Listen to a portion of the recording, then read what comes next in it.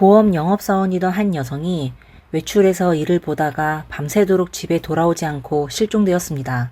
그녀의 마지막 모습은 감시 카메라에 포착되었지만 마치 흔적도 없이 사라진 것 같았습니다. 그녀가 열심히 헌신하며 일해온 그 일이 결국 그녀를 지옥과 같은 곳으로 이끌었습니다. 안녕하세요. 미스터리 수사국입니다. 일부 문학작품이나 실제 역사 속에서 식인에 관한 이야기를 들어본 적이 있을 겁니다. 하지만 보통 이러한 이야기는 아주 오래전 심각한 자연재해나 황야에서 길을 잃은 상황과 같은 배경에서 등장하며 인간이 생존을 위해 선택한 극단적인 형태로 나타납니다. 이러한 일들은 허구이든 실제이든 우리와는 매우 멀리 떨어진 이야기처럼 느껴지며 현대에서는 상대적으로 드문 일이 되었습니다. 그러나 실제로는 그렇지 않습니다. 오늘 우리가 이야기할 사건은 타이완 역사상 첫 번째 식인 사건이자 범인의 변태적인 정도가 극에 달한 사건입니다. 이 악성 사건은 당시 타이완 전역을 뒤흔들며 인간의 악랄함에 대한 상상력을 초월한 일이었습니다. 그렇다면 이 사건은 어떻게 시작되었고 전개되었을까요? 함께 21년 전 겨울로 돌아가 보겠습니다. 이 사건이 발생한 장소는 타이완 타이중시였습니다. 타이완 중부에서 타이중시는 지역 중심지로서 약 700만 인구의 대도시권을 형성하고 있으며 타이완의 3대 도시권 중 하나입니다. 타이중에는 여러 학교들이 설립되어 있으며 그중 타이완 최초의 사립대학교인 동해대학교가 있습니다. 동해대학교는 1955년에 설립되어 타이중시 시퉁구 다두산 자락에 캠퍼스가 위치해 있으며 교지 면적이 수백 헥타르에 달하는 타이완 사립대학 중 가장 넓은 캠퍼스를 자랑합니다. 바로 이 동해대학교 근처에서 타이완 전역을 충격에 빠뜨린 악성 사건이 발생했습니다. 2003년 12월 10일 타이완성 타이중시 롱진구의 경찰서에 시쿤즈라는 젊은 청년이 급히 찾아와 신고를 했습니다. 그의 누나가 실종되었다고 했으며 경찰에게 사건의 전후 사정을 설명했습니다. 그의 누나 시진츠는 27살로 동해대학교를 졸업한 후 줄곧 국태인수보험에서 영업사원으로 일하고 있었습니다. 3일 전, 즉 12월 7일 밤에 시쿤주는 누나와 전화통화를 했는데 당시 누나는 그에게 곧 동해대학교 근처에서 고객을 만나러 갈 것이라고 말했습니다. 그때는 이미 밤 8시가 넘어 있었기 때문에 시쿤주는 누나가 늦은 시간에 혼자 나가는 것이 걱정되어 함께 가겠다고 했지만 누나는 이를 거절했습니다. 누나 시진츠는 그에게 전혀 걱정할 필요가 없다고 하며 만날 사람은 자신이 오랫동안 알고 지내온 오랜 고객으로 국술관 옆에 있는 오토바이 가게 주인인 천진허, 아허라고 설명했습니다. 그 사람은 그녀에게 고객을 소개해 줄 것인데 누나는 그 계약을 성사시키면 이번 달 실적을 걱정하지 않아도 된다고 매우 기뻐했고 이 계약을 성사시키면 동생에게 맛있는 저녁을 사주겠다고 했습니다. 누나가 그렇게 말했지만 시쿤주는 여전히 걱정이 되어 오토바이를 타고 누나와 함께 갔습니다. 아허의 가게에 도착한 후 그는 누나가 업무를 마칠 때까지 밖에서 기다렸다가 집까지 바래다 줄 생각이었지만 누나는 그에게 먼저 집에 가서 쉬라고 했습니다. 동생은 할 수 없이 먼저 떠났지만 떠나기 전 누나에게 일찍 집에 돌아오라고 당부했습니다. 그날 밤 진치의 부모님은 딸이 동생 쿤주의 집에 머물고 있다고 생각해 따로 전화로 확인하지 않았습니다. 반면 동생도 누나가 일이 끝난 후 부모님 댁으로 돌아갔을 거라 생각해 더 이상 묻지 않았습니다. 그러나 다다음 날인 12월 9일 아침, 쿤즈는 갑자기 한 통의 전화를 받았습니다. 누나가 일하고 있는 국태보험회사의 상사로부터 걸려온 전화였습니다. 상사는 네 누나가 이틀 동안 출근하지 않았는데 무슨 일이 생긴 건가? 라고 물었고 이 말을 듣자마자 쿤즈의 마음은 순식간에 얼어붙었습니다.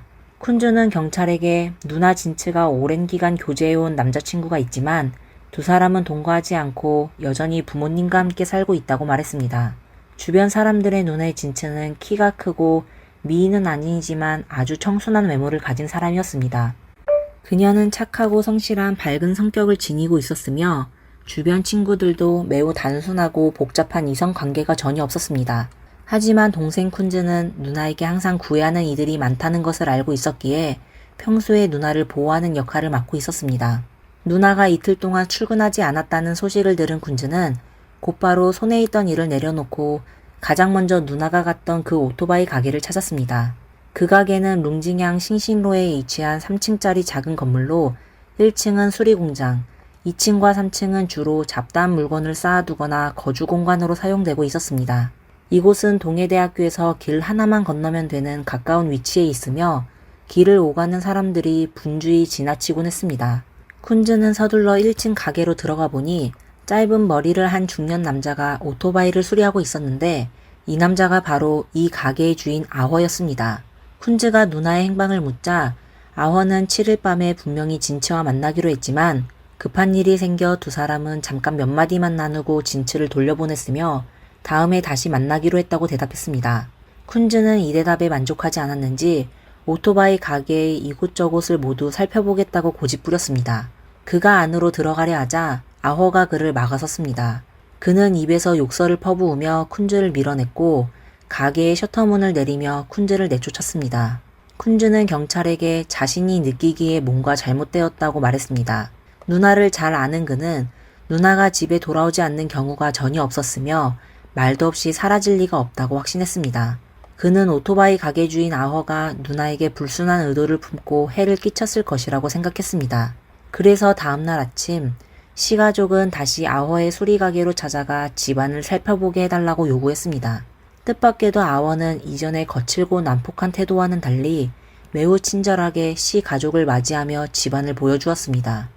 딸을 찾기 위해 시 가족은 3층 건물을 꼼꼼하게 수색했지만 건물 안팎을 몇 번이나 뒤져도 진츠의 머리카락 하나조차 발견하지 못했습니다. 절망한 시 가족은 수리가게를 떠난 후 바로 경찰에 신고했습니다.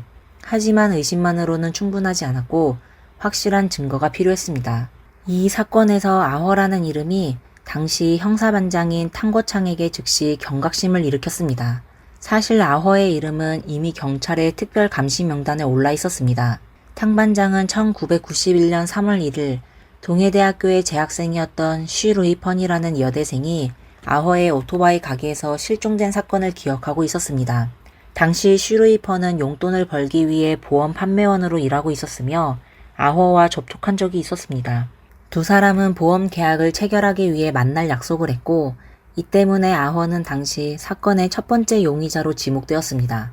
당시 조사에서 아허는 그날 밤 출산을 앞둔 아내를 보러 갔다가 돌아왔을 때 쉬루이 펀이 보이지 않았다고 해명하며 이를 통해 자신의 알리바이를 제시했습니다. 하지만 경찰이 추적해본 결과 중간에 약 1시간 반 동안 아허의 행방을 설명할 수 없는 시간이 존재했습니다. 그러나 그를 범인으로 지목할 만한 더 확실한 증거가 없었기 때문에 경찰은 결국 아무것도 할 수 없었습니다. 12년이라는 시간이 흐른 후 같은 장소에서 두 명의 여성보험 판매원이 실종된 것이 정말 우연일까요? 그 당시 탕거창은 아직 평범한 젊은 경찰관이었지만 이 사건에 대한 기억은 매우 선명하게 남아 있었습니다. 그는 그해 사건을 조사하던 중 분명히 쉬루이 펀의 오토바이가 오토바이 가게 밖에 주차되어 있었지만 그녀의 모습은 보이지 않았다는 것을 기억하고 있었습니다. 아허는 유력한 용의자였지만 경찰은 끝내 어떤 단서도 찾을 수 없었고 이 사건은 그의 마음속에 계속 남아 있었습니다. 20여 년 동안 경찰은 세 차례 아허를 경찰서로 불러 거짓말 탐지기 테스트를 실시했습니다. 사건 당일 쉬루이 펀을 본 적이 있냐는 질문에 아허는 항상 보지 않았다고 대답했지만 3번 모두 테스트를 통과하지 못했습니다. 이는 그가 거짓말을 했을 가능성이 높다는 것을 의미합니다. 하지만 모두가 잘 알고 있듯이 거짓말 탐지기의 결과는 법정에서 증거로 사용할 수 없습니다. 이제 탕거창은 형사반장으로 승진했고 아허도 중년의 나이로 접어들었는데 이번에는 그를 단번에 체포할 수 있을까요? 이 사건은 지역 경찰의 높은 관심을 불러일으켰습니다. 비록 연쇄 범죄가 아닐지라도 수년간 이 지역에서 여성 실종 사건이 계속 발생했지만 범인을 잡지 못했습니다. 게다가 아허는 한때 그들의 주요 용의자였기 때문에 이번 사건이 그와 관련이 있다는 점에서 경찰은 이번 기회를 통해 그를 철저히 조사하기로 했습니다. 아허는 토박이로 태어나고 자란 지역 주민으로 일정한 읽고 쓰기 어려움을 가지고 있어 중학교 2학년 때 자퇴했습니다. 학습 능력이 낮아 반문맹 상태였으며 중학교를 다녔어도 자신의 신분증에 적힌 글자조차 다 읽지 못했습니다. 또한 아허의 가정 형편도 매우 어려웠고 부모는 9명의 자녀를 키우기 위해 자빌로 생계를 이어갔습니다. 아허는 이후 오토바이 수리점에서 견습생으로 일하다가 20대에 작은 가게를 열었는데 그는 손재주가 좋아서 수리 기술이 꽤 괜찮았습니다. 이런 배경을 보면 그는 고생을 많이 한 사람이긴 합니다. 그렇다면 그가 이 악성 사건의 주요 범인일 수 있을까요? 곧 아원은 경찰서로 끌려가 조사를 받았지만 그는 진치가 어디로 갔는지 모른다고 주장했습니다. 하지만 그가 예상하지 못한 것은 시대가 변하면서 많은 기술적 발전 덕분에 수사 속도가 크게 앞당겨졌다는 점입니다. 경찰이 가진 증거는 그의 거짓말을 쉽게 무너뜨렸습니다. 사건이 접수된 당일 오후 경찰은 오토바이 가게 근처의 CCTV 영상을 조사했으며 곧바로 인근의 24시간 편의점에서 실종된 진치의 영상을 발견했습니다. 그날 밤 8시경 카메라는 진치가 오토바이 가게에 들어가는 장면을 포착했지만 그녀가 다시 나오는 장면을 찍히지 않았기에 이것만으로도 충분히 의심할 만한 상황이었습니다. 조사를 받던 아원은 매우 침착해 보였으며 경찰이 밝혀낸 사실을 인정하지 않고 엉뚱한 말을 늘어놓았습니다. 경찰도 아허의 이상한 점을 눈치챘습니다. 일반적으로 고학력의 높은 지능을 가진 사람들도 경찰의 반복적이고 날카로운 질문에 긴장하여 말을 제대로 하지 못하거나 어떻게 대답해야 할지 모를 때가 많습니다. 그런데 상대적으로 둔한 편에 속하는 아허가 너무 완벽하게 대답하니 오히려 더 의심스러워졌습니다. 이에 경찰은 신속하게 수색영장을 신청하고 수리점을 수색하기로 결정했습니다. 아직 확실한 증거를 찾지 못했기 때문에 아원은 일시적으로 풀려났는데 경찰서를 떠난 후 곧바로 행방이 묘연해졌습니다. 경찰은 수색영장과 함께 경찰견을 데리고 아허의 오토바이 수리점 건물로 갔습니다.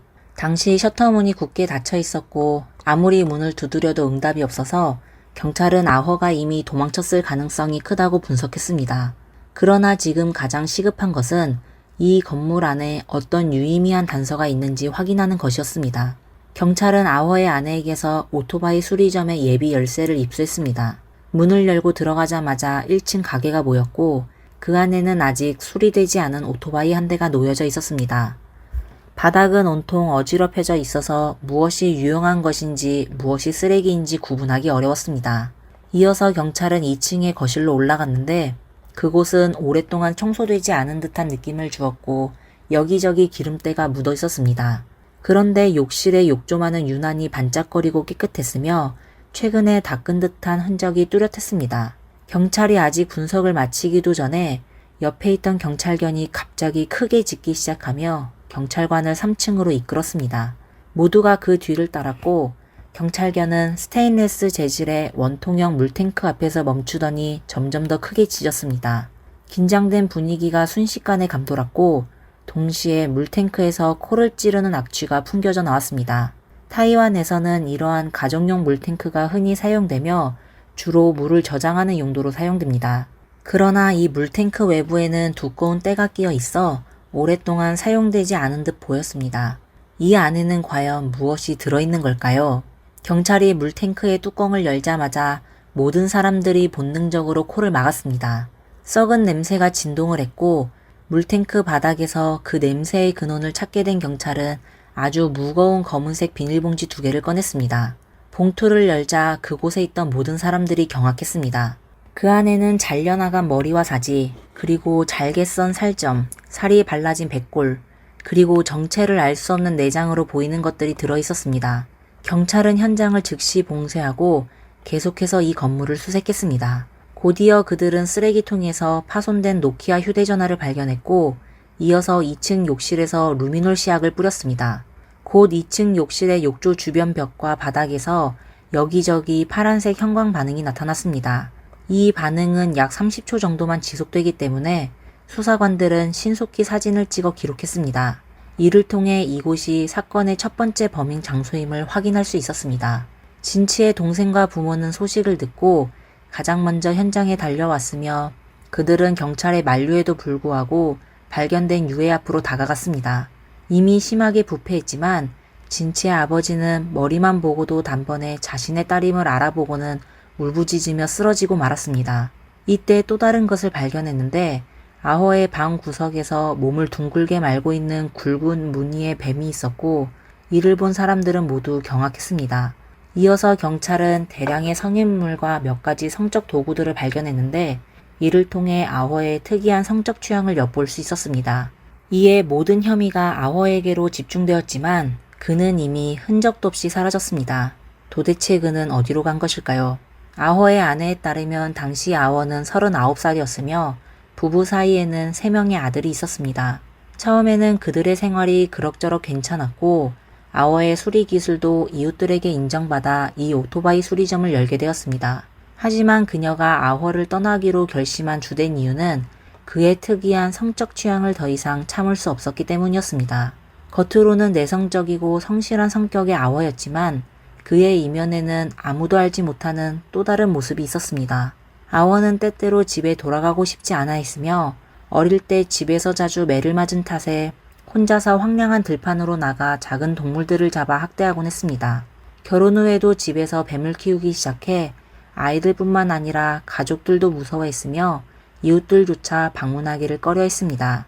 이웃들의 눈에 비친 아허는 매우 이상한 사람이었습니다. 특히 여러 이웃들이 경찰에게 아허가 자주 집 앞을 지나가는 여자아이들을 음흉한 눈빛으로 지켜봤다고 증언했습니다. 경찰은 아허가 멀리 도망치지 않았을 것이라고 판단해 추적을 강화했고 얼마 지나지 않아 아허의 고향 시골에서 그를 체포했습니다. 당시 아허는 날카로운 칼을 소지하고 있었지만 경찰을 보고도 전혀 당황하지 않는 모습을 보였습니다. 그는 모든 혐의를 전면 부인하며 오히려 범인이 너무나 잔인하니 반드시 잡아야 한다고 주장했습니다. 경찰은 오토바이 수리점에서 발견된 신체 조각과 혈흔만으로는 아허를 바로 기소할 수 없다는 것을 알고 있었습니다. 인적 증언과 직접적인 물증이 아직 확보되지 않았기 때문입니다. 범행 도구를 찾기 위해 경찰은 수리점 앞 도로의 지하 수관까지 파헤쳤지만 여전히 아무런 성과가 없었습니다. 경찰이 난관에 부딪힌 상황에서 TV 매체의 보도가 금지 사건에 대한 중요한 돌파구를 제공했습니다. 누군가 경찰서로 와서 결정적인 단서를 제공했는데 바로 이 단서로 인해 사건의 전말이 세상에 드러나게 되었습니다. 진츠의 휴대전화를 추적하던 경찰 기술팀은 휴대전화가 갑자기 발신 기록이 있다는 사실을 발견했습니다. 기술 분석 결과 진츠의 휴대전화에 있던 유심카드는 사용되지 않았고 발신한 전화는 리모모라는 여자의 유심카드로 걸린 것이었습니다. 간단한 조사 결과 이 리모모는 아허의 가게에서 일하던 견습공인 광더창의 여자친구였습니다. 광더창은 당시 29살로 경찰이 그를 찾으려 했을 때 이미 사건 이후 갑자기 사라진 상태였습니다. 경찰은 그의 실종이 이번 사건과 관련이 있을 가능성이 크다고 추측했고 광더창 역시 범행에 연루되었을 가능성이 높아 보였습니다. 며칠 후 경찰은 중요한 신고 전화를 받았습니다. 신고자는 현지 통신가게를 운영하는 사장인 자오인 창이었습니다. 그는 더창과 오래전부터 알고 지낸 사이로 더창이 갑자기 노트북과 휴대전화를 가져와서 컴퓨터 잠금을 해제해달라고 부탁했다고 했습니다. 더창은 물건을 맡긴 후 자리를 떴고 나중에 다시 오겠다고 말했습니다. 아허가 사람을 다치겠다는 소문이 퍼지면서 자오인 창 사장은 경계심을 가지게 되었습니다. 더창이 노트북을 맡긴 후 사장이 몰래 경찰에 신고 전화를 걸었고 경찰은 그에게 더창을 지연시켜달라고 요청했습니다. 약 30분 후 더창은 다시 돌아와 생각이 바뀌었다며 이 노트북을 사겠느냐고 물었습니다. 자오인 창과 가격을 협상한 끝에 더창은 노트북을 1만 대만 달러, 약 42만 원의 통신가게에 넘기기로 동의했습니다. 당시 자오인 창은 더창에게 양도증에 서명하게 했습니다. 이렇게 자오인 창이 시간을 끄는 동안 경찰은 신속히 출동하여 그 지역에서 더창을 체포할 수 있었습니다. 더창은 순진해 보이는 얼굴로 아허의 침착함과는 달리 체포될 때 이미 심리적으로 무너진 상태였습니다. 경찰서로 이송된 뒤 이미 확보된 증거들 앞에서 더창은 범행을 자백했고 구금 중이던 아허도 결국 범행을 인정할 수밖에 없었습니다. 두 사람은 분리되어 신문을 받았지만 그들이 말한 진실은 듣는 이를 오싹하게 만들었습니다. 더창은 나이는 어렸지만 몇 년 학교에 다니다가 중퇴한 후 사회에 나와 생활을 했습니다. 그는 여색과 도박에 빠져 많은 빚을 지게 되었고 아호와 알게 된 후 오토바이 수리점에서 견습생으로 받아들여졌습니다. 오토바이를 수리하러 오는 사람들은 종종 오토바이 보험을 구매해야 했기 때문에 아허는 보험회사와 자주 연락을 주고받았고 그렇게 해서 진츠와도 알게 되었습니다. 그렇다면 그들이 어떤 원한 관계를 맺어 아허가 진츠를 해치려는 마음을 먹게 된 것일까요? 아허와 더창의 진술을 종합한 결과 경찰은 사건의 기본적인 경위를 재구성할 수 있었습니다. 아원은 최근 몇 년 동안 진치에게 여러 고객을 소개했지만 최근 몇 건의 보험 청구에서 문제가 발생했습니다. 특히 한 건의 보험금 거절 사건으로 인해 아워의 고객이 오토바이 수리점에서 크게 화를 내며 소란을 피웠고 그로 인해 아워는 몇 건의 거래를 놓치게 되었습니다. 아워는 점점 더 화가 치밀어 올랐고 결국 진치에게 복수하기로 결심했습니다. 2023년 12월 7일 밤 8시경 아워는 진치에게 전화해 오토바이 수리점에서 새로운 보험 계약에 대해 이야기하자고 약속을 잡았고 진치는 기꺼이 그곳으로 갔습니다. 저녁 9시쯤 수리점에 도착한 후 아워는 덧창을 진치에게 소개했습니다. 당시 가게 안에는 음악이 흐르고 있었고 진치와 덧창은 테이블에 앉아 보험 업무를 이야기하며 분위기도 나쁘지 않았습니다. 하지만 그 순간 아워는 갑자기 가게 입구로 가서 셔터문을 내리고 음악 소리를 최대한 크게 틀었습니다. 이 행동은 곧바로 진치의 경계심을 자아냈지만 진치는 너무나 연약했기에 두 남자가 그녀에게 가한 폭력을 저지할 수 없었습니다. 진치가 셔터문을 왜 닫았냐고 물어보려는 그 순간 아워는 몽둥이를 휘둘러 진치의 허리를 세게 내리쳤습니다. 이어서 덧창은 준비해둔 검은색 고무장갑을 끼고 굵은 삼끈을 들어 진치의 목에 걸었습니다. 약 2분 정도 지속되자 진치는 힘을 잃고 손발이 축 늘어졌습니다. 아워와 덧창은 진치가 의식을 잃은 것을 확인한 후 그녀를 2층 욕실로 끌고 갔고 두 사람은 짐승처럼 차례로 그녀에게 끔찍하고 말할 수 없는 잔인한 행위를 저질렀습니다. 사건이 끝난 후 아워는 눈앞에 있는 진치의 시신을 보며 그녀의 시신을 어떻게 처리할지 고민했습니다. 오토바이 수리점이 동해대학교와 가깝고 사람들의 왕래가 매우 많으며 주변 이웃들도 모두 아는 사람들이었기 때문에 시신을 밖으로 운반하면 곧바로 발각될 것이라고 생각했습니다. 그래서 그들은 증거를 완전히 없애기로 결정했습니다. 먼저 진치가 성폭행당한 흔적을 없애기 위해 많은 물로 하체를 씻어내고 이후 신체를 분리하기 시작했습니다. 1시간여가 지나자 두 사람은 땀투성이가 되었고 아워는 먹을 것을 좀 먹자고 제안했습니다. 그러자 덧창은 주방으로 가서 음식을 준비했습니다. 그런데 그는 방금 전 잘라낸 인체 조직 몇 조각을 기름에 튀겨 아워에게 내왔습니다. 아워는 아무렇지도 않은 듯 그것을 먹었고 마지막으로 그들은 일부 인체 조직을 2개의 검은색 비닐봉지에 넣어 단단히 묶은 후 3층 물탱크에 던져 넣었습니다. 나머지 부분은 진치가 입고 있던 옷과 도구들을 함께 큰 비닐봉지에 넣어 오토바이 수리점 뒤편의 화장실에 버렸습니다. 아워와 덧창은 경찰에 각각 2가지 버전의 진술을 제공했는데 대부분의 내용은 일치했습니다. 그러나 한 가지 중요한 차이점이 있었으니 두 사람 모두 서로에게 책임을 떠넘기려 했다는 것입니다. 각자의 입장에서 자신은 단지 도움이었을 뿐이고 상대방이 주모자라고 주장했습니다. 덧창은 자신이 단지 성적인 욕망을 참지 못했고 아허는 진치의 현금과 노트북을 그에게 주어 팔라고 했습니다. 그래서 그는 아허가 방에서 혼자 시신을 분해한 일은 전혀 몰랐다고 주장했습니다. 아허의 주장에 따르면 덧창이 돈이 부족해서 이 납치와 살해를 계획했으며 자신은 단지 옆에서 도왔을 뿐이라고 말했습니다. 시신을 훼손하는 것도 자신의 아이디어가 아니었고 당시 먹었던 고기가 진치의 것이라는 사실도 몰랐으며 나중에야 깨달았다고 주장했습니다. 그렇다면 도대체 누가 거짓말을 하고 있는 걸까요? 후속 조사에서 경찰은 먼저 화장실에 오물을 수거해 그 안에서 피해자인 진치의 장기와 뼈를 발견했습니다. 또한 진술에서 언급된 진치의 옷, 신분증, 보험 증서도 함께 발견되었습니다. 경찰은 오토바이 수리점 근처에서 덧창이 버린 줄을 찾아냈으며 그 줄에서 진치의 DNA를 성공적으로 채취했습니다. 그러나 그 줄에서는 2명의 범죄 용의자 DNA는 발견되지 않았습니다. 이는 덧창이 진술한 대로 그가 줄로 목을 졸랐을 때 고무장갑을 착용하고 있었음을 확인해 주었습니다. 누가 주모자였고 누가 시신을 분해했는지에 대한 의견차에도 경찰은 곧 확실한 증거를 통해 입증할 수 있었습니다.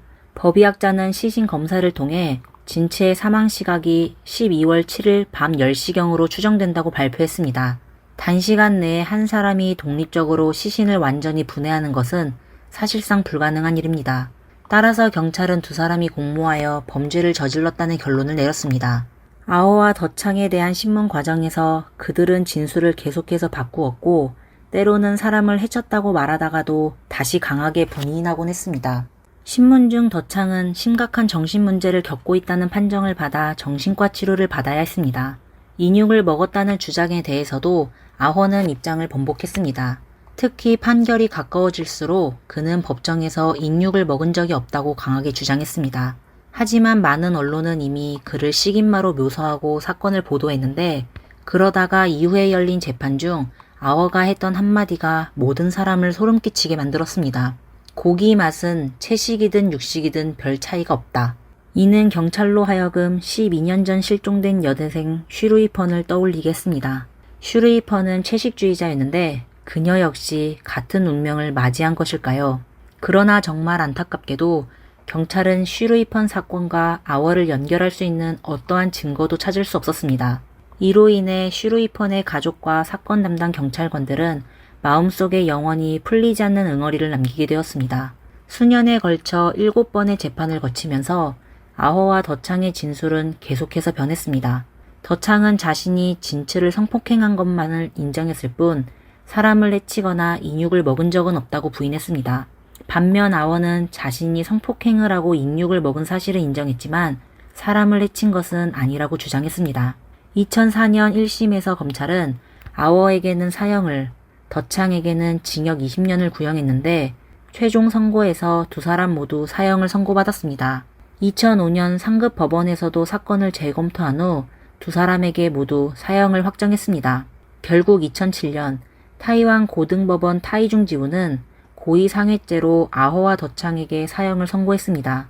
하지만 일부 서방 단체들이 사형 판결에 대해 큰 논란을 제기하며 인권 보호의 목소리가 끊임없이 높아졌습니다. 더불어 당시 타이완에서는 오랫동안 사형이 집행되지 않았던 상황도 겹쳐 이들의 처형은 2012년 말까지 미뤄졌지만 결국 아워와 덕창은 다른 몇몇 사형수들과 함께 처형되었습니다. 2012년 12월 21일 이 사형 집행에서 덕창은 즉시 사망했으며 아워는 장기 기증을 위해 법의관이 수행 마취를 한 후 법무부 경찰에 의해 사형이 집행되었습니다.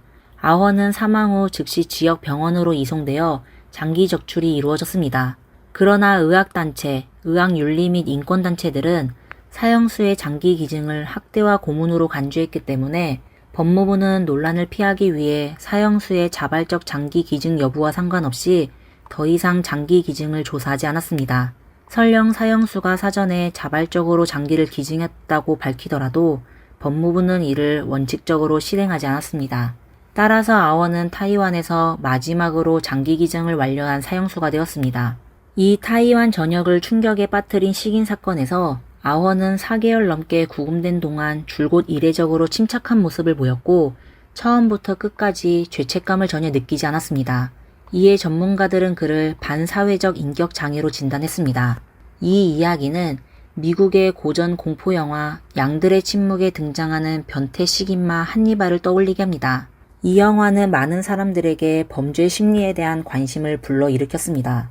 현실에서는 식인마 아워는 어린 시절 부모의 폭력적인 교육 아래 자라났으며 그가 선택한 대응 방식은 혼자 숨어서 작은 동물들을 학대하는 것이었습니다. 그가 성인이 된 후의 냉혹함과 잔인함, 심지어 변태적인 성향은 어린 시절의 상처에서 비롯된 것이라고 볼 수 있습니다. 어린 시절의 정신적 트라우마는 한 사람의 인생 전체에 영향을 미칠 수 있으며 그 결과로는 그는 자신을 해치기도 하고 사회에 해를 끼치기도 합니다. 어떤 사람들은 이런 인물들이 무척 혐오스러운 동시에 불쌍하다고 말하지만 더 불쌍한 것은 언제나 그들의 덫에 걸린 무고한 사람들입니다. 오늘 사건은 여기까지입니다. 여러분은 이번 사건에 대해 어떻게 생각하시나요? 진츠가 종사했던 보험 영업직과 같은 유사한 직업을 가진 사람들이 어떻게 위험을 방지할 수 있을까요? 여러분의 의견을 댓글로 공유해주세요. 저희 채널을 구독하시면 매주 새로운 콘텐츠를 놓치지 않을 수 있습니다. 또한 좋아요와 공유도 부탁드립니다. 그럼 다음 영상에서 뵙겠습니다. 안녕히 계세요. 안녕하세요. 미스터리 소사국입니다. 재물은 다른 사람 앞에 노출하지 않고 돈이 있어도 다른 사람이 알게 하지 않아야 하며 말을 할 때는 사람들이 실제 의도를 알지 못하게 해야 합니다. 이렇게 하는 것은 다른 사람의 질투를 불러일으켜 자신에게 화를 자초하지 않기 위해서입니다. 오늘의 사건의 세 식구는 평범하고 행복한 삶을 살아왔지만 타인으로부터 잔인하게 피해를 입었습니다. 비극은 피해자의 SNS 내용이 강도들의 관심을 끌어 발생한 것입니다. 2015년 3월 15일 중국 시안시 가오링구 경찰은 한 신고 전화를 받게 되었는데 그는 형의 가족이 이틀 동안 연락이 안 되고 그들은 전화도 받지 않고 메시지에도 답하지 않았으며 문을 두드려도 대답이 없었다는 이야기였습니다. 걱정이 된 동생은 사람을 찾아 형의 집 문을 열었는데 문을 열고 들어가자 충격적인 광경을 목격하게 되었습니다. 형의 가족 3명은 집에서 피해를 입은 것이었습니다. 경찰은 바로 출동하여 아파트 단지 10층에 있는 범죄 현장으로 달려갔습니다. 현장은 매우 잔혹했습니다. 피해자의 몸은 이미 토막되어 완전하지가 않아 현장에는 훼손된 일부 조직만 남아 있었습니다. 피해자는 32세의 남 왕모 씨와 그의 26살의 아내 장모 씨 외에 3살짜리 아들도 있었습니다.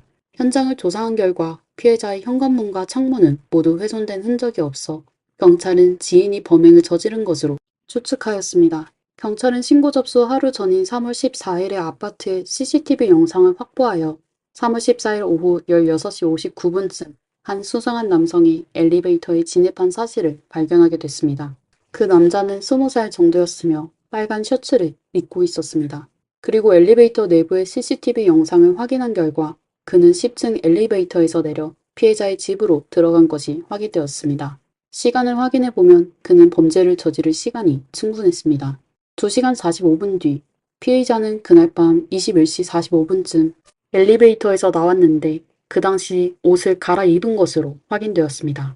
빨간색 재킷에서 회색 윈드 브레이커로 갈아입은 것이죠. 그리고 그는 피해자의 가방을 메고 있었는데 그의 표정은 아주 여유로워 보였습니다. 경찰은 그 사람을 유력한 용의자로 지목하게 됐습니다. 경찰은 현장 조사 과정에서 물건을 뒤적거린 흔적을 발견했는데 피해자의 은행카드와 지갑은 모두 없었습니다. 경찰은 피해자의 은행카드 거래 내역을 확인하여 사건 당일 피해자의 카드에서 1,300위안이 인출된 사실을 발견하였습니다. 경찰은 바로 은행으로 찾아가 CCTV를 확인하여 용의자의 모습과 피해자의 왼손에 붕대를 감은 걸 뚜렷하게 확인할 수 있었습니다. 경찰은 용의자의 사진을 통하여 그의 신원을 확인하기 시작했습니다. 전담팀이 자택을 침입하여 사람을 숨지게 한 사건을 조사하고 있을 때 경찰은 그날 밤 또다시 신고 전화를 받았습니다. 사건 현장에서 20km 떨어진 봉성 1로 난강 신촌에서는 두 집의 통로에 2개의 의문스러운 캐리어가 있었는데 제보자가 호기심에 캐리어를 열어 확인하다 깜짝 놀랐다고 했습니다. 그 안에는 토막된 인체 조직이 들어있었던 것이죠. 경찰은 현장에 급히 출동해 신원을 확인하다 캐리어에 들어있던 인체 조직이 왕씨 가족 것이라는 걸 알게 되었습니다. 그리고 DNA 비교를 통해 해당 정보를 확인할 수 있었습니다. 하지만 그 장소는 사체를 방치한 장소일 뿐 안타까운 것은 난강 신촌은 유동인구가 많으며 캐리어가 놓인 위치가 감시 사각지대에 있어 경찰이 새로운 단서를 찾지 못했습니다. 이 사건은 현지에서 센세이션을 일으키게 되었습니다. 산시성 공안부와 시안시 공안국은 그 사건을 2015년 특대 사건으로 지목하여 전담팀을 구성하여 사건을 조사하기 시작했습니다. 경찰은 피해자 주거 지역의 CCTV를 통해 단서를 계속 찾기로 결정하였습니다. 그러다 경찰은 사건 발생 이틀째 되는 날에 용의자가 다시 피해자의 집으로 들어가는 모습을 보게 되었습니다. 이번에 그는 마스크를 쓰고 변장한 후 현장에서 비교적 오랜 시간을 머물었습니다. 경찰은 용의자가 다시 현장에 온 건 피해자를 처리하기 위해서라고 추측했습니다. 8시간 정도 지난 오후 17시 42분, 용의자는 다시 CCTV 영상에 나타났습니다. 이번에 그는 손에 2개의 캐리어를 들고 있었는데 바로 난강 신촌에 버려진 2 캐리어였습니다. 그는 전날 일가족 3명을 잔인하게 해치고 다음날 침착하게 현장으로 돌아와 피해자들을 토막냈는데 그의 잔인함은 사람을 무섭게 했습니다. 그 후 또 하나의 신고 전화가 경찰서로 걸려와 사건 해결에 중요한 단서를 제공했습니다. 신고 전화를 한 사람은 장환이라는 여성이었고 사건의 피해자 여성이 자신과 아주 좋은 친구라고 주장했습니다. 그리고 장환의 애인 리프가 범죄를 저질렀을 가능성이 크다고 하였습니다. 리프가 범행을 저지른 후 장환에게 전화하여 본인이 가족 3명을 해쳤다고 하고 다시는 연락이 안 된다고 했습니다. 이렇게 경찰은 마침내 용의자의 신원을 파악하게 되었습니다. 리프는 1990년 2월 5일에 시안에서 태어났으며 175cm 정도의 키에 몸매는 날씬한 편이었습니다. 전담팀은 바로 리프에 대한 체포 및 조사 작전을 시작했습니다. 3월 18일 시안시 공안국은 포상금 6만 위안, 하나로 약 1,070만 원을 걸어 시민들에게 적극적으로 단서를 구하고자 했습니다. 사건이 발표되자 시안 시민들의 주목을 받게 되어 그들은 전담팀으로 2,000여 개의 단서를 제공하였지만 유용한 단서는 거의 없었습니다. 리프의 어머니는 고향에서 그의 2살 된 아들을 돌봐주고 있었는데 그녀는 아들이 되돌릴 수 없는 범행을 저질렀다는 사실을 알게 되자 그에게 연락하여 자수하라고 설득했지만 리프는 아무런 답을 하지 않았습니다. 마침내 3월 23일 오전에 경찰은 리프가 시안을 탈출하여 서쪽에 있는 바오지시로 도망간 걸 알게 되었습니다. 경찰은 바오지시로 달려가 그날 아침 9시쯤 PC방을 나와 아침 식사를 하려는 리프를 체포하였습니다. 啥地方？右边，啥颜色香？一个红的，一个黑的。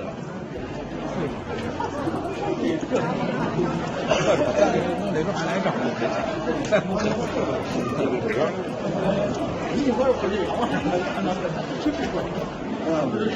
신문 중 리프는 왕씨 가족을 해친 사실을 전부 인정하였습니다. 그는 범행을 저지른 후 먼저 센양시로 도망갔다가 바오지시로 간 것입니다. 그는 시골 마을에 있는 작은 모텔에서 머물 계획이었는데 호텔에 체크인하려면 신분증이 필요하였고 리프는 감히 그곳에 머물지 못하고 PC방에서 4일 동안 묵었던 것이죠. 그는 낮에는 인터넷 서핑을 하고 밤에는 먹을 걸 찾아다녔는데 매번 거리에 나갈 때는 간단히 변장을 했습니다. 하지만 그는 결국 경찰의 추적을 피하지 못했습니다. 10일 만에 시안을 충격에 빠뜨린 사건은 마침내 해결되었습니다. 리프는 초등학교 교육만 받았으며 그가 어릴 때 아버지가 세상을 떠난 후 어머니는 재혼하였습니다. 그의 어머니와 양아버지는 게스트하우스를 운영하고 있어 가정 재정은 사실 나쁘지 않았습니다. 그도 유흥업소에서 경비원 일을 했었으며 22세의 리프는 2012년에 결혼하여 아내와 아들을 낳았습니다. 하지만 2014년 7월부터 리프는 결혼 후의 평범한 삶에 더 이상 만족하지 않아 장환이라는 여자를 만나 연애하기 시작했습니다. 장환은 바로 경찰에 전화하여 단서를 제공한 사람입니다. 리프와 장환이 같이 살게 되자 생활비 지출은 갑자기 늘어나게 되었죠. 그는 장환의 요구를 충족시켜야 하며 또 자신의 가족도 부양해야 했습니다. 하지만 그는 평소 매우 게으르며 안정적인 직업이 없었고 부모가 그에게 준 돈은 생계를 유지하기에는 아주 부족했습니다. 이로 인해 그는 애인 앞에서 체면이 없다는 느낌을 받게 되었습니다. 허영심과 욕망에 사로잡힌 리프는 강도 계획을 하기로 결정하였습니다. 피해자 장 씨와 장화는 아주 좋은 친구였습니다. 그녀의 남편은 대기업을 다니고 있으며 그녀는 결혼 후 집에서 아이를 돌봤습니다. 하지만 그녀는 SNS에서 구매 대행을 하며 화장품과 핸드백을 많이 구매했습니다. 구매 대행을 일하려면 SNS에 예쁜 사진을 자주 게시해야 했는데 2015년 초 리프는 애인의 휴대폰을 뒤지던 중 우연히 장 씨가 올린 사진을 보게 되었습니다. 사진 속 장 씨는 절묘한 인생 사진을 게재했으며 매우 부유한 모습을 보였습니다. 이에 돈이 필요한 리프는 갑자기 사악한 생각이 들게 되었고 그는 피해자의 믿음을 얻기 위해 본인의 휴대폰이 고장났다며 장환의 휴대전화를 빌려 장환인 척하며 피해자에게 클렌징 폼 2개가 필요하다며 본인은 일이 있어 피해자의 집으로 갈 수 없으니 남자친구 리프를 시켜 물건을 가지러 가겠다고 하였습니다. 피해자는 전혀 의심하지 않고 흔쾌히 동의하였습니다. 그들은 오후 6시쯤 만나기로 약속하여 리프는 약속된 시간에 장 씨의 집에 도착하였습니다. 피해자는 그냥 물건을 파는 일이 가족의 생명을 위협하게 될 거라고는 상상도 하지 못했습니다. 그들은 리프에 대해 알고 있어 피해자 가족은 리프를 열정적으로 맞이하여 마실 걸 주고 집에서 수다까지 나누었죠. 리프가 피해자의 집에 30분 동안 앉아 있었는데 피해자 가족들은 여전히 그에게 아무런 의심을 하지 않았습니다. 리프는 이때다 싶어 장 씨가 주방에 들어가는 틈을 타 왕모 씨의 목을 잡고 돈을 요구하기 시작했습니다. 왕은 바로 소리치며 저항하려고 했습니다. 이에 리프는 긴장하며 날카로운 도구로 왕모 씨를 숨지게 하였습니다. 그러다 장모 씨가 주방에서 나와 눈앞에 벌어진 광경을 보고 놀라게 되어 리프의 요구에 따라 지갑을 그에게 주었습니다. 지갑에는 500위안, 하나로 약 9만 원의 현금과 은행카드 2장이 들어있었습니다. 리프는 장모 씨를 위협하며 그녀에게 은행카드 비밀번호를 요구하였습니다. 그러다 리프가 비밀번호를 메모하고 있을 때 장모 씨는 일어나 도망치려고 했습니다. 리푸는 바로 그녀를 다시 잡았는데 이때 장모 씨는 큰 소리로 도움을 청하기 시작했습니다. 그렇게 리푸는 그녀를 잔인하게 숨지게 했습니다. 2살짜리 아이의 아버지로서 리푸는 이 가족의 아이에 대해 아무런 동정심도 없었습니다. 범행을 저지른 후 리푸는 카드에 있는 돈을 출금하기 위해 우선 문을 잠그고 그들의 집을 떠났습니다. 그가 예상하지 못한 건 SNS에서 부유한 생활을 자랑하는 장모 씨의 은행카드에는 1,300위안, 하나로 약 23만 원밖에 없었습니다. 리포가 빼앗은 현금까지 더하면 그는 1,800위안, 하나로 약 32만 원만 취득한 것입니다. 이건 그가 처음 기대했던 것과 거리가 너무 멀었습니다. 리포는 뭐가 잘못된 게 아닌가 싶어 다시 피해자의 집을 찾아가 숨겨진 돈이 없는지 확인했지만 아무것도 찾지 못했습니다. 얼마 안 되는 돈을 위해 심각한 범죄를 저지르게 된 리포는 본인의 범행을 감추기 위해 피해자를 토막내어 증거를 인멸하려고 했습니다. 3월 15일 오전 9시 22분, 리포는 다시 사건 현장을 찾아갔습니다. 그리고 이번에 그는 사포를 미리 구입하고 마스크를 쓰고 변장하여 그들의 집을 들어갔습니다. 그는 현장을 청소한 뒤 피해자의 집에서 캐리어 2개를 찾아내 피해자를 토막내어 넣었습니다. 하지만 캐리어가 작아 한 번에 전부 넣을 수가 없었습니다. 그리고 이번에 그는 지쳐 애인 장완에게 전화하여 본인이 사람을 해쳤다고 하였습니다. 그러다 그는 상대방이 친구의 참사가 본인과 관련이 있다는 걸 생각할 수도 있다는 걸 깨닫게 되어 후회하며 집에도 함부로 갈 수 없었습니다. 그는 급히 난강 신촌으로 달려가 상자를 길가에 버렸습니다. 그리고 그는 훔친 돈으로 불법으로 운영하는 차를 타고 다른 도시로 도주했습니다. 리프는 노래방에서 경비원 일을 했었는데 형사사건과 관련된 영화를 즐겨봐 죄수들을 도피하는 방법을 많이 배웠습니다. 그는 길에서 경찰과 경찰차를 봤을 때 당황하지 않았습니다. 그리고 그가 너무 멀리 도망가지 않은 건 위험한 곳일수록 안전할 것이라고 믿었기 때문입니다.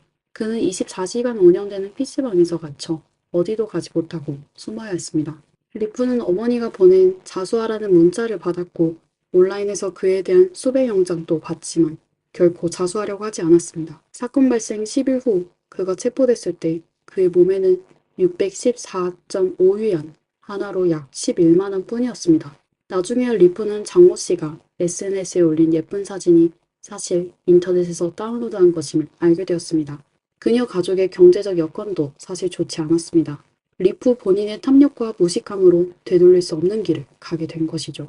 사건 발생 3개월 후 시안 중급 인민법원이 사건 심리를 진행하였습니다. 법정에서 리프는 본인이 피해자의 집으로 들어갔을 때 계획하여 그들을 해치려고 한 게 아니라며 그냥 피해자가 소리를 지르게 돼 본인이 급한 마음에 범행을 저지르게 됐다고 했습니다. 하지만 물을 마시고 수다를 떨며 범행을 저지르는 30분 동안 그는 강도 생각을 결코 포기하지 않고 기회를 찾고 있었습니다. 검찰은 피고인 리프가 타인의 집에 침입하여 잔혹한 수단으로 타인의 재산을 강탈해 3명의 피해자를 숨지게 한 것으로 판단했습니다. 결과가 엄중하고 범행 동기가 비열하며 범죄 수법이 지극히 잔인하여 주관적 악행이 분명하여 인신의 위험이 높은 것으로 판단되었다고 했습니다.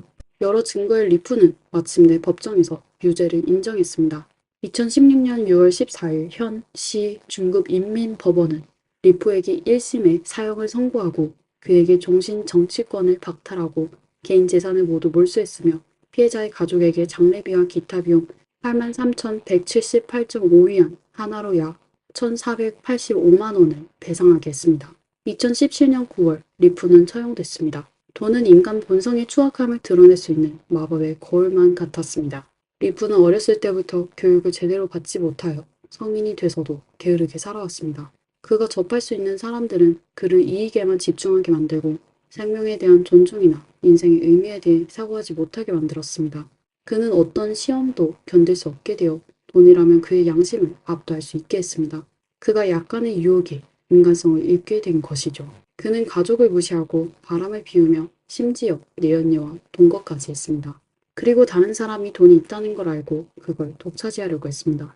또 아버지로서 다른 사람의 아이에 대한 동정이라는 건 일도 없었던 것이죠. 사람이라면 교육을 받아 좋은 사람들과 어울리며 서로에게 영향을 미치며 어려움을 극복해야 했습니다. 내 자신이 더 강한 정신을 갖고 외부 세계의 유혹에 쉽게 넘어가지 않고 보다 도덕적인 사람이 된 것입니다. 앞으로는 이런 사례가 점점 줄어들기를 바라겠습니다. 오늘의 영상은 여기까지입니다.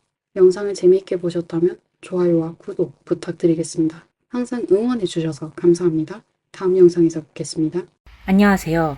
여기는 미스터리 수사국입니다. 한 편의 짧은 영상이 전 세계의 중국인들의 인식을 거의 뒤집어 놓았습니다. 사실 이 영상이 촬영된 시점은 지금이 아니라 2023년 9월이었지만 2024년 7, 8월경에야 해외 소셜미디어에서 퍼지기 시작했습니다. 이 짧은 영상의 촬영 장소는 중국 광시성 류저우이며 카메라는 식탁 위의 요리를 비추고 있었습니다. 촬영자는 당시 친구들과의 모임을 기록하기 위해 음식을 찍고 있었는데 한 그릇의 국 안에 있는 고기 뼈가 이상하다는 것을 발견했습니다. 뼈를 집어들어 자세히 살펴보니 뼈에는 못이 단단히 박혀 있었습니다. 촬영자는 즉시 식당 주인을 불렀고 주인은 상황을 보자마자 바로 계산을 면제해 주었지만 이 일은 여기서 끝나지 않았습니다. 촬영자는 충격과 의심에 휩싸였고 사건 이후 이 영상을 온라인에 올렸는데 그가 마주한 답변은 그를 절망하게 만들었습니다. 한 정형외과 전문 네티즌이 댓글을 남겼는데 그에 따르면 이 못의 형태로 보아 티타늄 핀일 가능성이 크다고 했습니다. 티타늄 핀은 정형외과 수술에 특화된 재료로 인체와 티타늄 합금은 거부 반응을 일으키지 않기 때문에 수술 후 환자의 발열 가능성이 낮습니다. 티타늄 합금은 뼈의 통합을 촉진하고 뼈와 물리적으로 결합하여 뼈가 더 빨리 회복되도록 도와줍니다. 또한 티타늄은 강도가 높고 가벼운 특징이 있어 정형외과 수술에서 일반적으로 사용되는 도구입니다. 티타늄 핀의 유일한 단점은 가격이 비싸다는 것입니다. 티타늄 핀의 규격에 따라 다르지만 하나의 핀이 몇백 위안에서 몇천 위안 이상으로 가격이 차이나기 때문에 이 핀은 오로지 인간에게만 사용되며 수의사가 가축 수술에 티타늄 핀을 사용하는 일은 절대 없습니다. 다시 말해 네티즌들은 식당에서 이상한 고기뼈를 발견한 것은 매우 높은 확률로 사람일 뼈일 가능성이 있다고 말했습니다. 이 소식은 순식간에 중국 네티즌들 사이에서 큰 논란을 일으켰습니다. 일부는 진짜일 가능성을 의심했고 많은 사람들이 게시글을 올린 사람을 조롱하며 그가 피해망상증에 걸린 것이 아니냐고 말했습니다. 조화로운 사회에서 어떻게 이런 섬뜩한 사건이 일어나겠냐? 라는 반응과 함께 대부분은 식당 주인이 위생 관리를 제대로 하지 않아 무심코 못과 뼈를 함께 끓여 고기뼈에 못이 박힌 것이라며 과민 반응을 보였다고 했습니다. 광시 정족 자치구의 위생당국은 이 소식을 무시하기로 했고 시간이 지나면서 사람들은 이를 단순한 장난으로 받아들이며 고기뼈의 못 사건은 점차 사람들의 관심에서 멀어졌습니다. 그런데 왜 2024년 7, 8월, 특히 8월 이후에 이 소식이 다시 떠오르며 큰 화제가 되었을까요? 8월에 변호사 이승화라는 사람이 온라인에서 폭로한 내용에 따르면 한 국가인증 첨단 기술 사업인 산시 아오루이 생물재료 유한공사가 2015년부터 2023년까지 9일인 핑러 등지의 장례식장에서 저렴한 가격으로 고인의 시신을 구입한 후 현장에서 분해하여 쓸만한 사람뼈는 9일인 의과대학, 칭다오대학 부속병원 등 대형 병원의 정형외과나 심지어 성형 미용재료로 팔았다고 합니다. 그리고 쓸모없는 뼈와 기타 조직은 현지 식당에 헐값으로 팔렸다고 합니다. 8년 동안 수천 구의 시신이 거래되었고 이 산업 전체에서 약 3억 위안, 하나 약 5,670억 원의 이익이 발생했다고 합니다. 이때 네티즌들은 고기뼈에 박힌 티타늄 핀이라는 예전 뉴스를 떠올리며 몸서리를 쳤습니다. 류저우와 구이리는 불과 170여 킬로미터밖에 떨어져 있지 않기 때문에 많은 사람들이 이제 와서 이 사건이 단순한 피해망상이 아니라는 것을 확신하게 되었습니다. 당시 네티즌이 찍었던 그 고기가 바로 이 특수한 산업 체계에서 나온 고기일 가능성이 매우 높다는 생각을 하게 된 것입니다. 이 소식이 퍼지면서 이 신체 거래 산업은 아오루이 회사 하나만의 일이 아니라는 것이 밝혀졌고 중국의 여러 지역에서 유사한 일이 발생했다는 사실이 드러났습니다. 이 이야기를 들으시면 믿기지 않으실 거고 충격적일 수밖에 없습니다. 만약 이 일이 사실이라면 단순히 양심 없는 상인의 문제가 아니라 완전히 인간성을 상실하는 사건이 되는 것입니다. 하지만 사실 이보다 더 비인간적인 일은 이미 오래전에 일어난 적이 있습니다. 중국 다롄의 초여름은 기후가 온화하고 바닷바람이 불어와 매우 상쾌합니다. 5월의 어느 날 많은 다롄 사람들이 시청 앞에 구경하러 나왔습니다. 한 키가 크고 젊은 미녀가 시청 앞에서 노래를 부르고 춤을 추고 있었기 때문입니다. 그녀의 가사는 매우 길고 독특했으며 대략 이런 내용이었습니다. 내 이름은 웨이제. 대학 졸업한 지 5년이 되었고 보 시장님이 시장이 된 후 나를 방송국에 배치해 주셨어. 보답하기 위해 나는 그와 관계를 가졌어. 원래는 보 시장님과 항상 함께 할 줄 알았는데 그가 결국 나를 내쫓고 방송국에서도 쫓겨났어. 이 여자의 본명은 장웨이제이며 그녀는 한때 다렌TV 방송국의 진행자였습니다. 태양의 비라는 프로그램을 진행했는데 웨이제는 아름다운 외모와 크고 맑은 눈을 가지고 있었으며 활발한 진행 스타일로 시청자들의 사랑을 받았습니다. 다른 사람들 모두 그녀를 알고 있었지만 방송에서 몇 년 동안 인기를 끌다가 갑자기 사라졌습니다. 많은 시청자들이 안타까워했는데 이제 와서 웨이제가 노래를 부르며 진실을 밝히자 군중들은 비로소 웨이자가 보 시장의 연인이었다는 것을 깨닫게 되었습니다. 보 시장의 이력을 간단히 소개하겠습니다. 보 시장의 본명은 보시라이입니다. 그는 1992년부터 다렌시 부서기 겸 시장 대행을 맡았고 1년 후엔 정식 시장이 되었으며 8년 후에는 랴오닝성 성장으로 승진했습니다. 한때 보시라이는 외부에서 중국 정치의 스타로 여겨졌지만 그의 가장 신뢰받는 조력자인 왕리준이 2012년 미국 영사관으로 도피한 후 보시라이는 2013년에 감옥에 갇혔습니다. 사실 보시라이의 연인은 장웨이제만이 아니었습니다. 이후 보시라이의 자금을 세탁해준 사업가 슈밍의 진술에 따르면 그가 보시라이에게 소개한 연인만 해도 100명이 넘었으며 여기에는 모델과 인기 영화배우들이 포함되어 있었다고 합니다. 하지만 장웨이제의 결말은 그 중에서도 가장 비참한 것으로 알려졌습니다. 여기서 오늘 이야기의 또 다른 주인공이자 보시라이의 두 번째 아내인 구카이라이에 대해 언급하지 않을 수 없습니다. 저희는 그녀를 구카이라이 또는 소구라고 부르겠습니다. 보시라이는 2번 결혼했으며 두 아내 모두 고위 간부의 자녀였습니다. 첫 번째 아내의 이름은 리단위로 평범한 외모를 가지고 있었습니다. 리단위의 아버지 리쉐펑은 당시 베이징시 당서기로 한창 전성기를 누리고 있었습니다. 반면 보시라이의 가문은 어려운 시기를 겪고 있었지만 리단위는 주저하지 않고 보시라이와 결혼했습니다. 두 사람은 결혼 후 아들을 낳았고 작은 가정은 겉보기엔 행복해 보였습니다.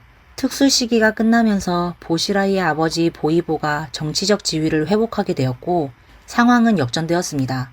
장인인 리쉐펑의 정치적 지위는 점차 하락하였고 보시라이는 이 결혼 생활에 불만을 품기 시작했습니다. 이때 그에게 진정한 사랑이라고 할 수 있는 9살 어린 소구를 만나게 되었습니다. 소구의 아버지 구징성은 1955년에 해방군 소장으로 임명되었고 1978년부터 광저우 군구의 부정치위원을 맡았습니다.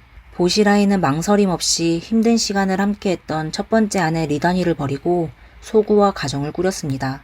처음에는 두 사람 모두 매우 사랑했고 어디든지 항상 함께 다녔습니다.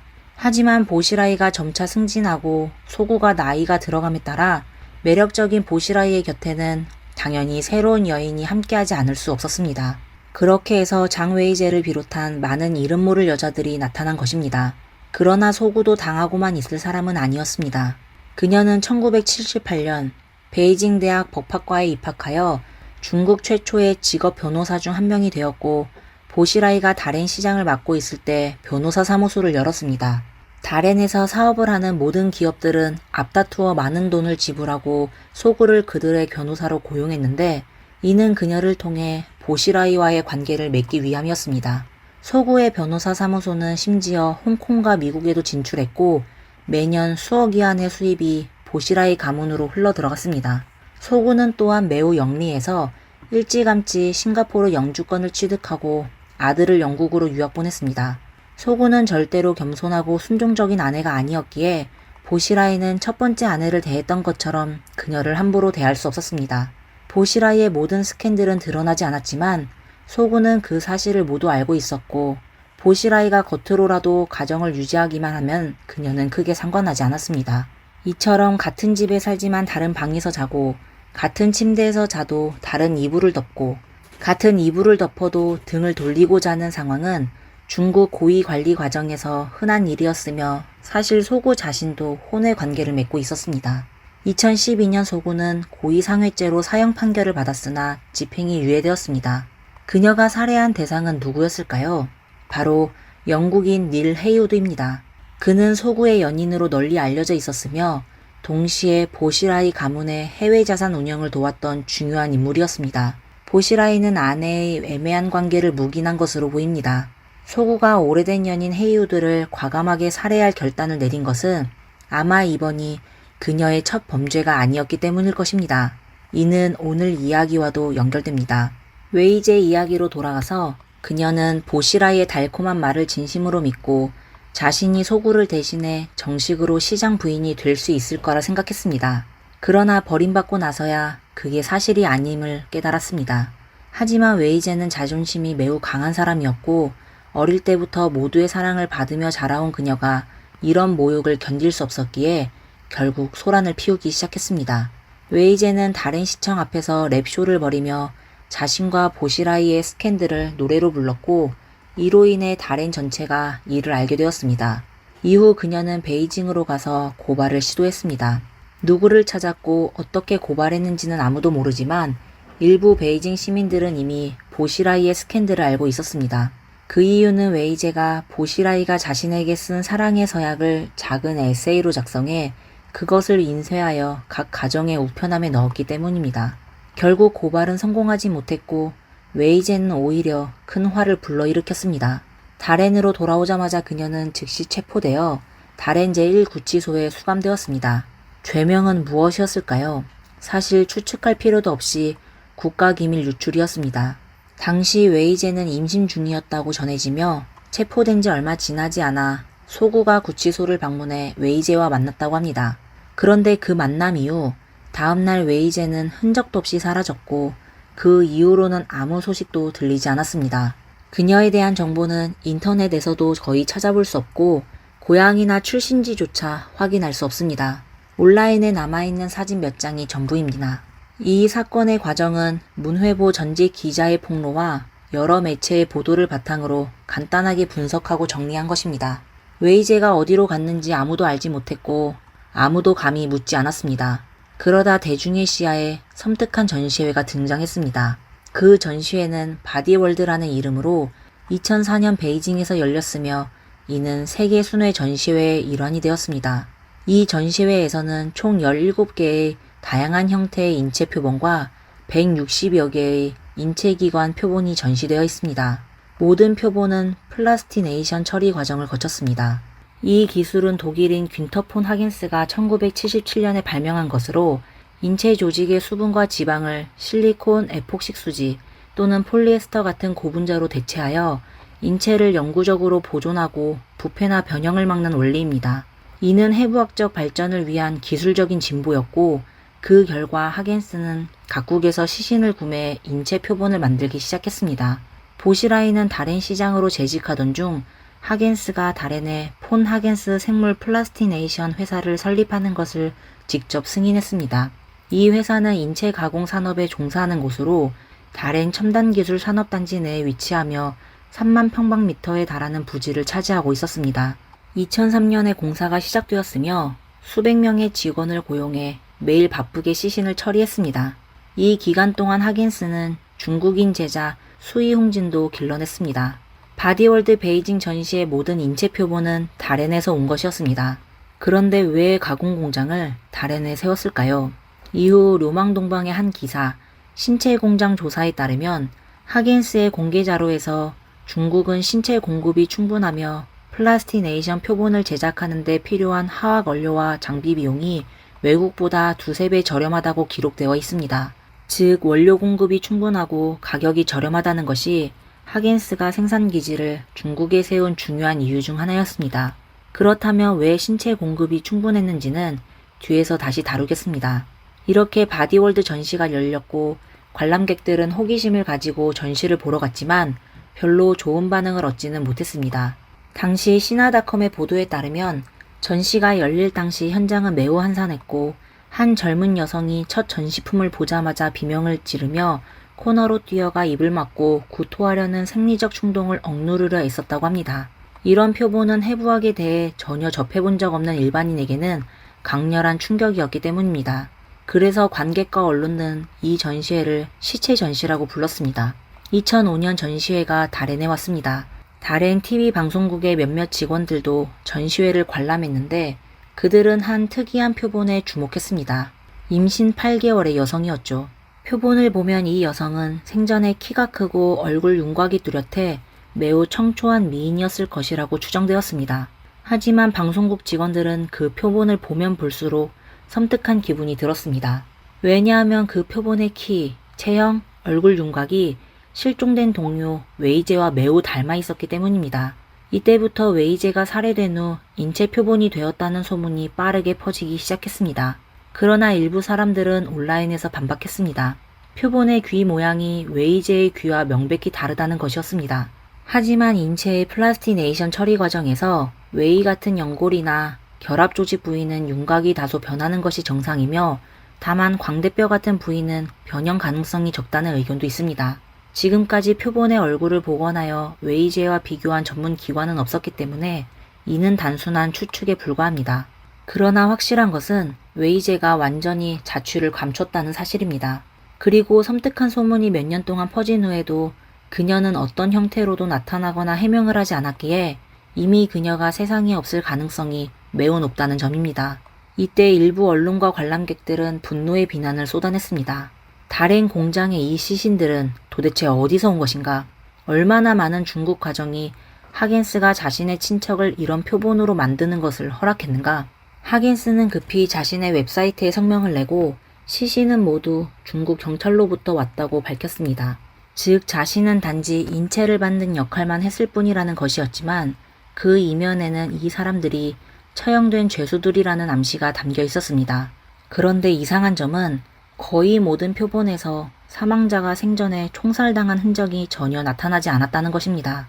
2009년부터 인체 전시는 전 세계에서 차례로 금지되었고 각국에서 이를 금지한 이유는 시신의 출처가 중국의 양심수일 가능성이 매우 높았기 때문입니다. 이때 사람들은 이 사건의 이면에 훨씬 더 끔찍한 비밀이 숨겨져 있음을 비로소 깨닫기 시작했습니다. 2017년 한국에서 제작된 다큐멘터리 죽여야 산다는 한국 최대 일간지인 조선일보 산하 TV조선에서 제작한 작품입니다. 방송국 기자는 장기 이식을 기다리는 환자 가족으로 위장하여 중국의 T병원에 직접 찾아갔고 소형 카메라로 충격적인 내막을 촬영했습니다. 기자가 조사한 자료에 따르면 한국에서 약 3만 명 이상이 장기 이식을 기다리고 있으며 한국에서는 평균 5년 이상을 기다려야 본인에게 맞는 장기를 찾을 수 있다고 했습니다. 하지만 그들 중 많은 사람들은 그만큼 기다릴 수 없는 상황입니다. 그러나 2000년 이후로 한국 환자들에게 새로운 지름길이 생겼습니다. 환자가 많은 돈을 들여 중국으로 날아간다면 간, 신장, 췌장 등 원하는 장기를 이식받을 수 있으며 대기 시간이 매우 짧다는 것입니다. 짧게는 이틀, 길어도 한두 달이면 가능했습니다. 기자의 통계에 따르면 2000년 이후 매년 약 2천여 명의 한국인이 장기 이식을 위해 중국으로 갔습니다. 중국 전역에는 169개의 병원이 장기 이식 수술을 할 수 있는데 그중 한국인이 가장 많이 찾는 곳이 바로 텐진에 있는 병원이었습니다. 기자가 주치의와 나눈 대화를 통해 시청자들은 이 병원의 장기 이식 수술 빈도가 얼마나 놀라운지 알 수 있었습니다. 하루 평균 신장 이식 수술이 3건, 간 이식 수술이 4건이 이루어지며 대기 시간은 50일을 넘지 않았습니다. 한국에서 5년을 기다린 신장병 환자가 이 병원에서는 단 이틀, 길어도 한 달 안에 이식받을 수 있었고 10만 위안, 하나로 약 1890만 원을 추가로 지불하면 수술을 더 빠르게 받을 수 있었습니다. 병원은 제공되는 장기가 노인의 것이 아니라 젊고 건강한 장기라고 보장했으며 모든 장기는 2시간 이내에 병원으로 긴급 운송된다고 했습니다. 기자는 이러한 사실에 큰 충격을 받았습니다. 텐진의 이 병원 하나만으로도 이토록 빠른 이식 속도와 엄청난 양의 이식 수술이 이루어지고 있다니 그렇다면 중국 전역의 169개의 병원은 얼마나 거대한 생체 장기 공급망을 가지고 있을까 하는 의문이 생겼습니다. 그렇다면 이 건강한 생체 장기를 제공하는 사람들은 누구일까요? 다큐멘터리는 그 해답을 제시했습니다. 거의 모든 건강한 장기들은 불법으로 구금된 신도들로부터 나온 것이었습니다. 기자는 랴오닝성 혈전 중서의 결합병원에 방문했는데 이곳에 비밀리에 수자툰 수용소가 설치되어 있었습니다. 2001년에서 2003년 사이 이 수용소에는 약 6,000명의 건강한 신도들이 수감되어 있었고 그중 4,000명이 흔적도 없이 사라졌습니다. 그들의 장기는 중국 전역으로 운송된 것입니다. 죽여야 산다에서 보여준 수자툰 수용소는 사실 랴오닝성 수용소의 일부에 불과했습니다. 2002년 보시라이가 랴오닝성 대리 성장이 되자마자 그는 즉시 션양 마산자 노동교양소, 룽산 교양원, 선신 노동교양소 등 시설을 확장하도록 지시했습니다. 이곳들은 모두 신도들을 집단으로 구금하는 장소였습니다. 그가 랴오닝성 성장이 된 후 보시라이는 10억 위안, 약 하나로 1890억 원을 투자해 전성의 교도소를 대대적으로 확장했습니다. 마산자 한 곳만 해도 5억 위안, 약 945억 원을 투입해 약 133만 4천 제곱미터의 땅을 차지해 중국 최초의 교도소 도시, 즉 수용소를 건설했습니다.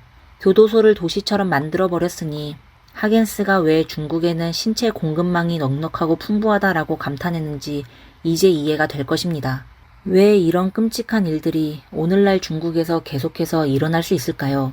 장기 적출, 시신을 표본으로 만드는 것, 그리고 오늘날 장례식장에서조차 고인의 시신을 비인도적으로 다루며 시신의 뼈를 판매하고 이 모든 것이 거대한 이윤을 창출하는 산업체계를 형성하고 있었습니다. 이런 끔찍한 범죄들을 도대체 누가 막을 수 있을까요? 오늘의 이야기는 여기까지입니다. 오늘의 내용에 대해 여러분들은 어떻게 생각하시나요? 댓글로 의견을 나눠주세요. 다음에 다시 뵙겠습니다. 감사합니다.